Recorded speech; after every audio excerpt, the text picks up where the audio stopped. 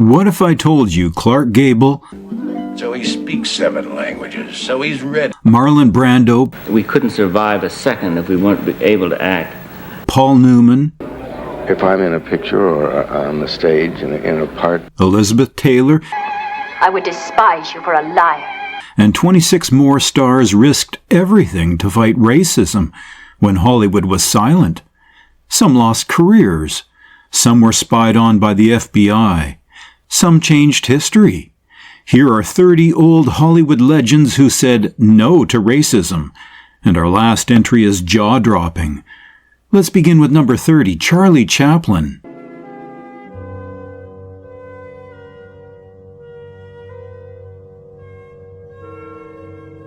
Picture this, 1940, the world sliding into war, and Hollywood trembling under censorship.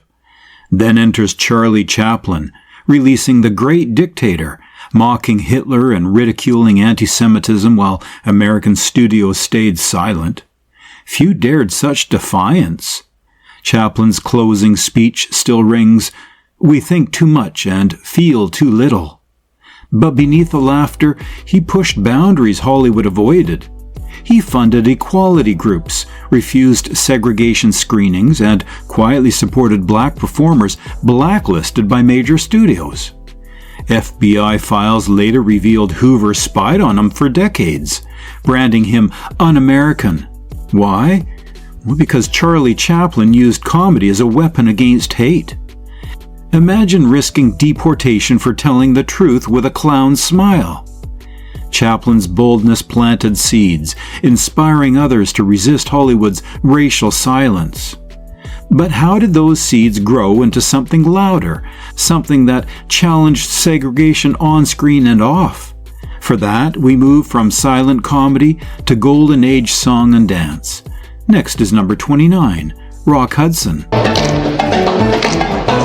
Rock Hudson's polished charm hid a quiet defiance.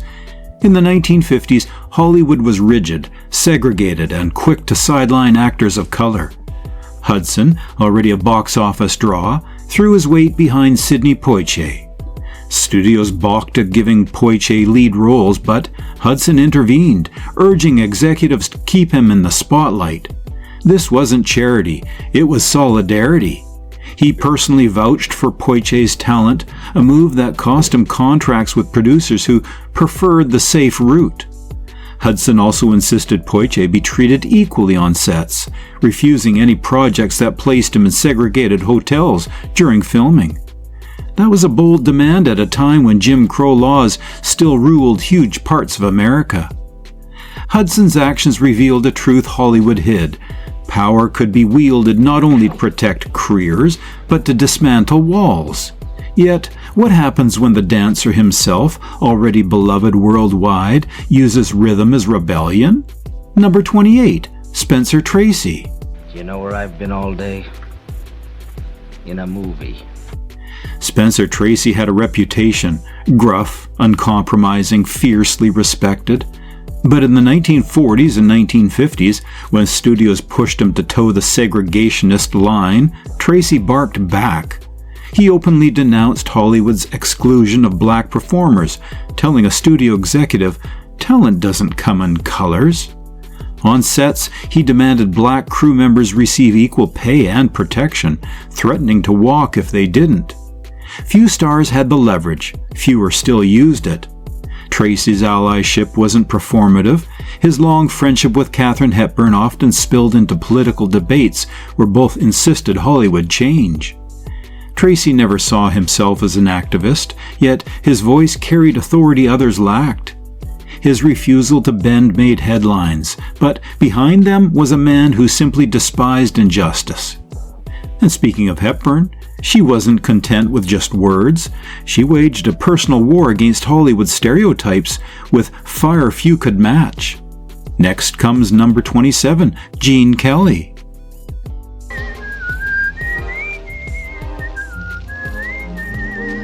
Why am I feeling?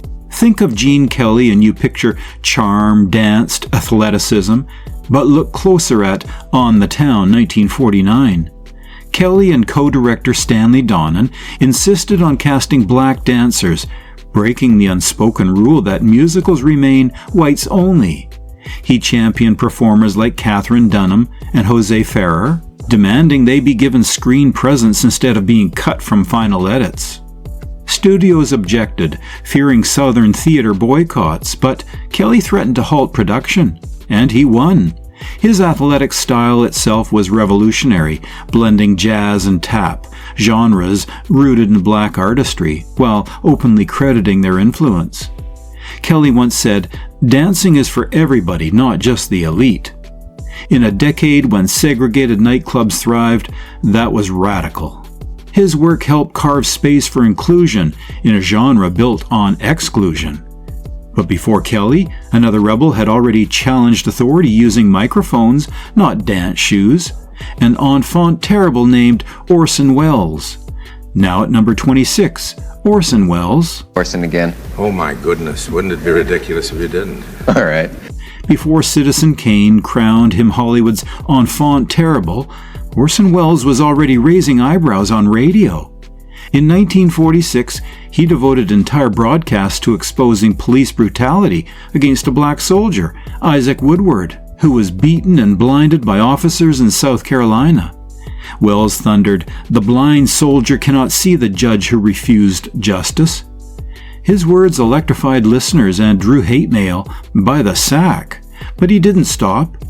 On film sets, Welles demanded equal treatment for black actors, clashing with producers who tried to relegate them to servants or comic relief. At a time when silence was safety, Welles turned every microphone into a courtroom. His blend of artistry and activism made him dangerous, and that danger kept him under government scrutiny. But his rebellion also rippled outward, because if a director could stand up, why couldn't a singer with a velvet voice? Let's move on to number 25, Fred Astaire. Fred Astaire is remembered for elegance, but hidden beneath the tuxedo was quiet defiance. In 1935's The Little Colonel, he insisted on dancing side by side with Bill Bojangles Robinson. That single sequence, 2 men, 1 white and 1 black, shattered unspoken taboos. Southern theaters tried to cut it, fearing outrage, yet Astaire refused, calling Robinson the greatest tap dancer alive. His voice was radical. Hollywood often used black talent in the shadows, never as equals.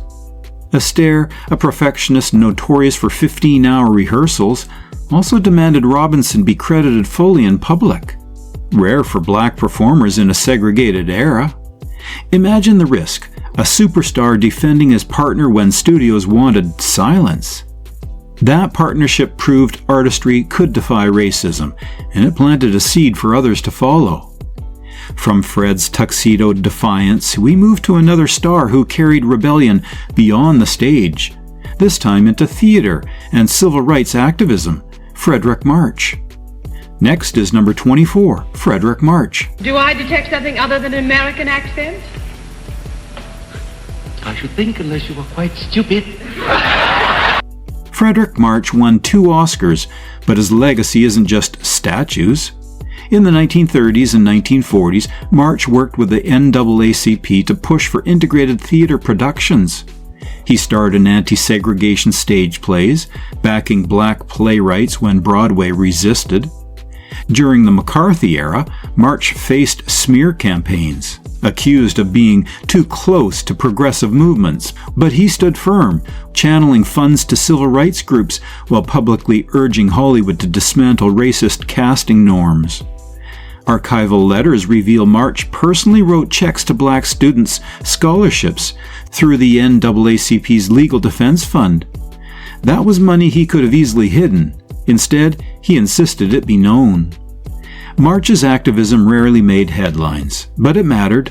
He used privilege to break barriers one playbill at a time. Yet, even as he supported systemic change, others took the fight on screen, in lyrics, ballads, and rallies. That leads us directly to Judy Garland's soaring voice. Let's uncover number 23, John Garfield. I thought I gave you some in Detroit. That was Detroit. All the time he needs money. Well, what do you do with it? John Garfield was Hollywood's rebel with a conscience. By the mid-1940s, he was among the top-paid actors. But Garfield used his clout to demand integrated theater audiences, refusing segregated playhouses, even when it meant cancelled tours. He joined progressive organizations that defended black colleagues, lending his star power to racial justice campaigns. In 1951, when the House Un-American Activities Committee blacklisted him, Garfield refused to name names. That decision cost him his career, his contracts, and, tragically, much of his health. He died at only 39 years old under immense political pressure. Yet, Garfield's legacy is stark. He was one of the few who openly connected racism in Hollywood to America's wider system of oppression. His downfall served as a warning, but also as inspiration for younger actors who wouldn't bend. And speaking of those younger stars, few shined brighter or sang louder for civil rights than Judy Garland herself. Moving on to number 22, Judy Garland. The voice behind Over the Rainbow became more than a screen icon. She was an ally. Judy Garland sang at civil rights rallies in the 1960s, lending her fame to movements that studios urged her to avoid. In the 1940s, she refused to distance herself from Billie Holiday when pressured by MGM executives. She famously quipped, "If I can't sing with my friends, then I won't sing at all." Garland's concerts often included dedications to black artists, subtly confronting segregationist audiences. She also performed for integrated crowds at a time when many stars avoided that risk. Garland's voice was more than melody, it was protest, and her defiance resonated with audiences who sensed the deeper meaning. But while Judy sang, another powerhouse, Kirk Douglas, was rewriting Hollywood's credit system itself, all while standing firmly with voices the industry tried to erase. Let's next uncover number 21, Kirk Douglas. I'm very excited being on the show. I watch the show quite often, so you know that I stay up late. But I'm a little... Kirk Douglas wasn't just Spartacus on screen, he was Spartacus off screen too. In 1960, he shattered Hollywood's blacklist by publicly crediting screenwriter Dalton Trumbo, a move that enraged studio heads who wanted blacklisted artists erased. Douglas later said, "Without Trumbo, there would be no Spartacus." But his rebellion extended beyond credits. Douglas used his clout to champion black actors and insist on diverse casting in productions he controlled. He donated generously to civil rights causes and campaigned for integrated unions within Hollywood, arguing that freedom in America means nothing if it skips the movies. Douglas risked his career to make a stand, and won. His decision to put Trumbo's name on screen marked the collapse of the blacklist, proving courage could change the entire system. Yet while Douglas broke studio codes, one actress in particular was busy breaking social codes, and doing so with ferocity. That woman? Ava Gardner. Let's continue with number 20, Ava Gardner. I love him because he's wonderful. Ava Gardner was called the most beautiful woman in the world, but behind the face was a fighter. In the 1940s, Hollywood tried to hide black stars. Gardner refused. She defended Lena Horne, one of the most talented singers alive, when studios limited Horne to one song per movie, so Southern theaters could cut it. Gardner befriended Horne publicly, bringing her to all-white nightclubs where staff panicked, afraid of losing white customers. In her letters, Gardner called Hollywood's racism the ugliest thing I ever saw. And she never stayed silent. In the 1950s, when gossip magazines smeared Horne, Gardner threatened lawsuits. This wasn't small risk. MGM warned Ava she'd lose roles, but she said, "Take them, I don't care." She kept her career and her integrity. But while Ava defended a friend, others took the fight to the streets. One of them was Humphrey Bogart. Next is number 19, though, Lauren Bacall. Yes, they were. I mean, I was my grandmother's pet grandchild, and I was an only child, so my mother focused her whole life.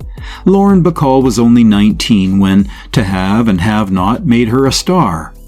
But fame didn't tame her. Alongside husband Humphrey Bogart, Bacall openly opposed McCarthyism during the 1940s witch hunt. She marched to Washington with other stars in the Committee for the First Amendment, protesting the jailing of progressive actors and directors, many blacklisted for supporting civil rights. Imagine being barely 20 years old and standing in front of Congress saying, "We won't let fear silence free voices." That was Bacall. She also used her fame to support colleagues targeted for backing black equality. Bacall knew careers could vanish overnight, but she still stood firm. The FBI labeled her dangerous, which only made her more determined. She wasn't alone.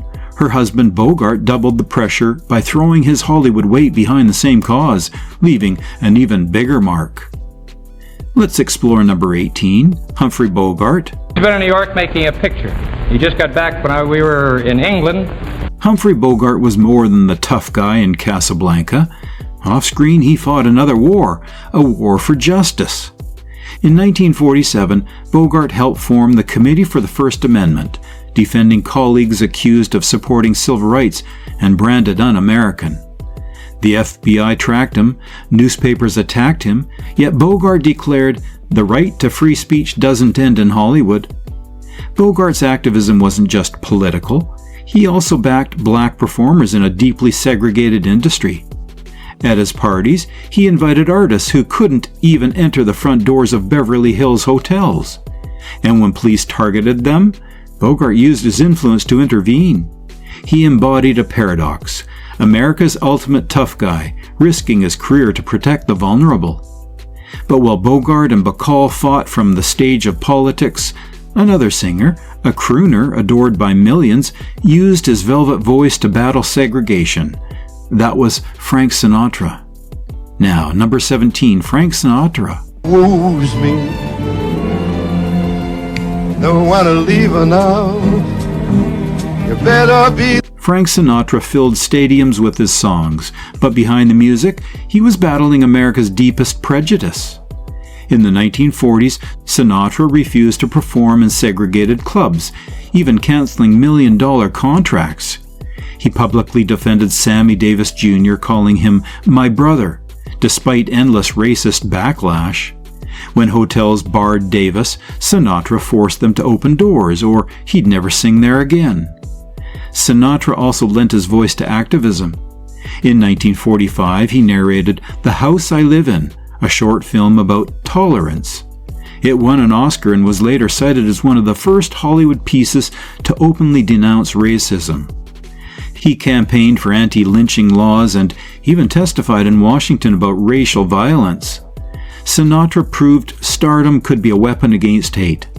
But while he crooned against injustice, another towering figure, Charlton Heston, marched shoulder to shoulder with Martin Luther King Jr. Let's continue. Number 16, Charlton Heston. 5 years old, explaining to his kindergarten class what his father did for a living. "My daddy," he said. Charlton Heston, known as Moses in the Ten Commandments, didn't just part the Red Sea on screen. In real life, he marched on Washington in 1963, standing beside Dr. Martin Luther King Jr. Heston wasn't afraid to shock audiences. He publicly denounced segregation, comparing it to a disease of the American soul. After King's assassination in 1968, Heston traveled to Memphis and spoke at rallies demanding justice, despite threats against his life. What makes this even more striking is the era. Hollywood's leading men rarely touched politics, fearing lost fans. Yet Heston risked contracts to declare, "Civil rights are human rights." His image as a biblical hero gave words even more power, making headlines coast to coast. But Heston wasn't the only star whose physical presence turned into political force. Another actor, Burt Lancaster, was also marching right beside King and making his own thunder. Moving on to number 15, Burt Lancaster. Right up here between 2nd and 3rd Avenue and 106th Street. Well, I was born on 114th Street, but when my twin brother down... Burt Lancaster had the body of a circus acrobat and the soul of a rebel. In 1963, he marched with Dr. Martin Luther King Jr. in Washington, D.C., joining the crowd of over 250,000 people at the Lincoln Memorial. When he stood there, he wasn't acting. He was living history. Newspapers later quoted him saying civil rights was, quote, the only fight worth risking everything for, end quote. Lancaster went further. He helped fund legal defenses for civil rights workers jailed in the South. He publicly attacked Hollywood for treating black actors like shadows, demanding more substantial roles. Fans loved him in From Here to Eternity, 1953, but behind the scenes, he was quietly rewriting eternity for others. But here's the twist. While Lancaster roared in public, another star used his reputation as Hollywood's most private man to deliver thunder at just the right moments. Next comes number 14, Katharine Hepburn. Well, my only experience in this theater, I made a ludicrous spectacle of myself. Katharine Hepburn was bold long before it was fashionable. She refused roles that painted black characters as servants, turning down money that others would have grabbed instantly. In the 1940s, she lobbied directors to cast more black actors in meaningful roles, saying, Hollywood is supposed to show life, not lies. Her private life reflected her rebellion. Hepburn invited black actors into her home at a time when even neighbors complained if they saw it. She befriended Dorothy Dandridge, who often told friends Hepburn was the rare star who treated me like a peer. Hepburn's power came from her independence. She dressed in trousers, refused to play by studio rules, and used her freedom to challenge racism. But while she used quiet pressure, another actor thundered in courtrooms, speeches, and Freedom Rider trials, Gregory Peck. On to number 13, Gregory Peck. I think you ought to turn right around and go back home. Peck tape's around here somewhere. No, he ain't. Gregory Peck's role as Atticus Finch in To Kill a Mockingbird, 1962, made him America's symbol of justice. But Peck didn't leave that ideal on screen. He lived it.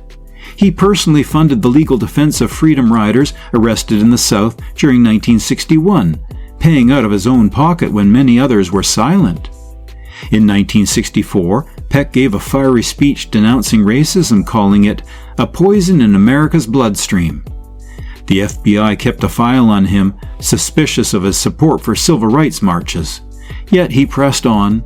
He worked closely with the NAACP and even pressured studios to allow integrated film crews. Peck's moral weight was enormous. But what happens when that weight comes not from speeches, but from art itself?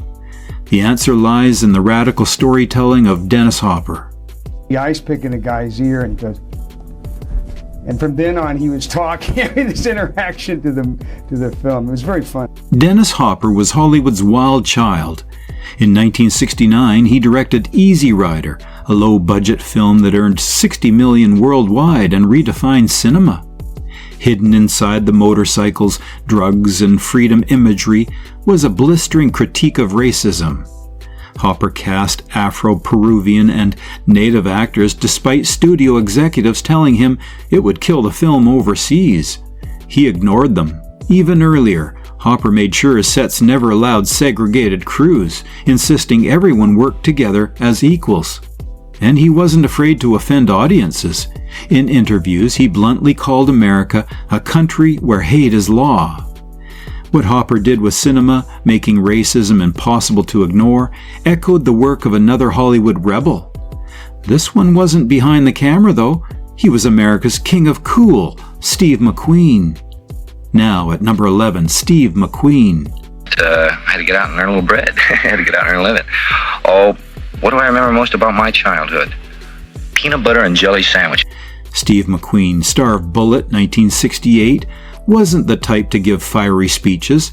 Instead, he opened his wallet and his Rolodex. In 1963, when the March on Washington was being planned, McQueen personally paid travel costs for several artists, helping them stand with Dr. King at history's biggest rally. He also demanded integrated crews on his films, knowing the camera didn't just capture actors, it captured values. Quietly, he donated to civil rights groups, refusing publicly because he believed the cause is bigger than the credit. McQueen's rebellion was subtle but powerful. He embodied freedom on screen and ensured that freedom rippled off screen too. But if McQueen moved silently, the woman who comes next, Shirley MacLaine, stepped directly into danger zones, living with black families in the Jim Crow South. Let's pick up with number 10, Shirley MacLaine. Yeah? Learning to live with growing older, very interesting experience. You look great though, by the way, can I just say that? Oh, thanks. Shirley MacLaine wasn't just a quirky actress, she was fearless. In 1964, during Freedom Summer, she traveled deep into Mississippi. Instead of staying in hotels, she lived with a black family right in the middle of Ku Klux Klan territory. Imagine the danger. Burning crosses were still being planted on lawns that year, and over 1,000 civil rights workers were arrested. Yet MacLaine stayed. She joined the Student Nonviolent Coordinating Committee, or SNCC, helping young activists organize schools, register voters, and survive the constant threats of violence. Her presence gave the movement celebrity visibility, which terrified segregationists. She once said she learned more about courage in Mississippi than in all of Hollywood. But here's the loop. If MacLaine carried fire into the South, James Garner carried it straight into Selma, standing shoulder to shoulder with Dr. Martin Luther King Jr. on the Edmund Pettus Bridge. Moving ahead to number 9, James Garner. My brother, who's an extreme extrovert, and which kind of turned, he's an older brother, so it made me an introvert. James Garner was no Hollywood radical on the surface. Audiences loved him as the cool gambler and maverick. But in March of 1965, he shocked the public by joining Martin Luther King Jr. in Selma. He marched the same streets where Bloody Sunday had just happened, when 600 marchers were brutally attacked by police. Garner wasn't there for cameras. He walked quietly, blending in with thousands that demanded voting rights. Later, he spoke out against police brutality, calling it a betrayal of America's promise. On his own film sets, he made sure crews were integrated, refusing to work under segregation. Garner proved bravery wasn't about loud speeches, but steady choices. And while he stood in Selma, another star was dreaming up a platform that would open Hollywood's doors to silenced filmmakers everywhere, Robert Redford. Next comes number 8, Robert Redford. I feel that I've been really blessed as a person in my profession. It's a profession that's... Robert Redford loved stories, and he hated that so many voices were locked out of Hollywood. In 1981, he founded the Sundance Institute, which became the birthplace of independent cinema. For filmmakers of color, Sundance was a revolution. Spike Lee, Julie Dash, and countless others found a stage there after being ignored by the big studios. Redford saw racism not just on screen, but in the entire system. He once told reporters that America loses when only one kind of voice tells the story. By funding workshops, labs, and the Sundance Film Festival, he gave opportunities where none existed. Think about it. One institute, thousands of careers launched, billions of dollars in impact. But while Redford built futures, Jane Fonda was diving headfirst into the firestorms of the present, standing with Black Panthers and Angela Davis. Now, on to number 7, Jane Fonda. Back to empathy. A whole lot of people are going to be really hurt. Jane Fonda's activism made as many headlines as her movies. In the late 1960s and 1970s, she raised money for the Black Panthers and openly supported Angela Davis during her imprisonment. She used her wealth to pay bail for activists, saying freedom isn't free, it's financed. The FBI hated her for it. They monitored her phone calls and trailed her public appearances, yet she never backed down. Fonda used her celebrity platform to connect racial justice with women's rights, anti-war protests, and economic equality. She wasn't only speaking, she was acting. She funneled money into grassroots legal defense funds and made sure jailed activists had a lifeline. But while Jane was fighting the system from the outside, Elizabeth Taylor was defending her friends inside the glamorous, unforgiving world of Hollywood. Next comes number 6, Elizabeth Taylor. Speaking out Elizabeth against Taylor was AIDS known was for really violet eyes my and way of 7 calling husbands, attention but to a very her courage serious shined brightest in friendship. When Sammy Davis Jr., a black entertainer, faced racist attacks for marrying a white woman, Taylor didn't distance herself like the other stars. She defended him publicly. In the 1960s, she shocked elite Hollywood by inviting black artists into her lavish parties. Studios pressured her to stop, warning it would hurt her brand. Well, she ignored them. Later, she became one of the first megastars to speak out about AIDS, linking the fight against racism with the fight against stigma. Taylor's support was powerful because it was personal. She used her stardom to protect those targeted most. But where Taylor used glamour as a shield, Tony Curtis used raw stubbornness to keep his black co-star Sidney Poitier in the spotlight. On to number 5, Tony Curtis. Hannibal for his action, Alexander for conquesting countries, me for hair. You know? We all have our place in history, don't we? Yeah, what was the secret? Tony Curtis grew up poor in the Bronx, where gangs and hunger shaped his childhood. That made him hate injustice. In 1958, he starred in The Defiant Ones with Sidney Poitier. The studio wanted Poitier fired because Southern theaters refused to screen interracial films. Curtis flat out said, "No Poitier, no Curtis." That decision changed history. Not only did Poitier stay, but Curtis also fought for equal billing, both their names side by side on the poster. At the time, that was unheard of. He refused to perform in segregated venues when touring and told journalists racism was Hollywood's ugliest disease. That risk paid off. The Defiant Ones won 2 Oscars and made Poitier the first black man nominated for Best Actor. But while Curtis fought battles on set, Gene Seberg was fighting a much darker war off it, against the FBI itself. Next is number 4, Gene Seberg. Yeah, maybe one moment. No, I think her voice changes a lot. Gene Seberg was only 17 when Otto Preminger cast her as Joan of Arc. She became a French New Wave darling, yet in America she took a dangerous turn, openly funding the Black Panthers in the late 1960s.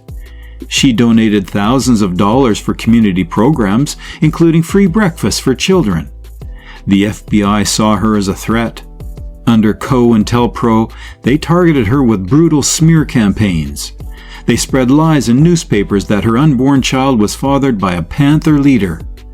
That lie devastated her, destroyed her marriage, and nearly ended her career. But Seberg refused silence. She kept speaking out about civil rights until her tragic death in 1979. Even today, historians call her one of Hollywood's most punished activists. And if Seberg was broken by the system, Paul Newman was one who used his fame to build systems of hope. Now we arrive at number 3, Paul Newman. Oh, I don't know that it's ever visible or that you can ever actually trace it, but I think it does happen, yes. Yeah. Paul Newman wasn't just the man with blue eyes, he was a giant in activism. In 1963, he marched with Martin Luther King Jr. during the historic March on Washington, standing in a crowd of 250,000 people.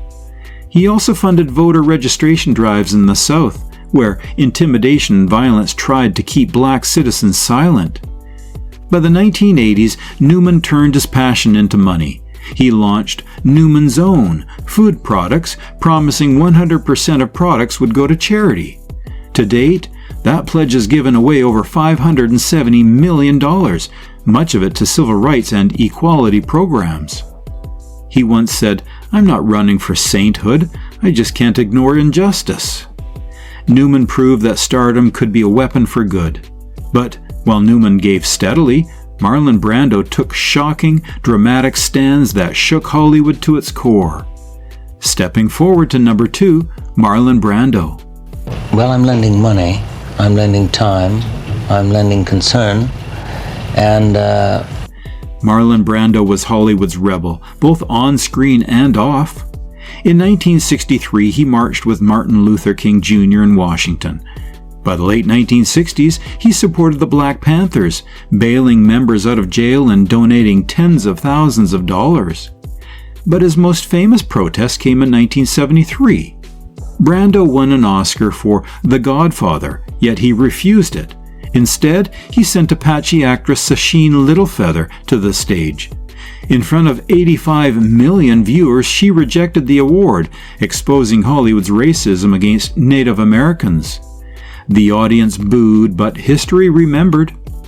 Brando also pushed studios to hire more black actors, saying Hollywood was a factory of lies. His boldness made enemies, but it forced change. And if Brando was the rebel, then Clark Gable, the king of Hollywood, was the one who shocked everyone by defying racism when few dared. Finally, number 1, Clark Gable. How do you like it? Oh, guys, I think it's great, King. This man hasn't changed a bit, bro. Clark Gable, the king of Hollywood, seemed like the last man to rock the boat. But during Gone with the Wind in 1939, he did. When he learned black extras had to use segregated bathrooms, he threatened to quit the film. Only after the facilities were integrated did he stay.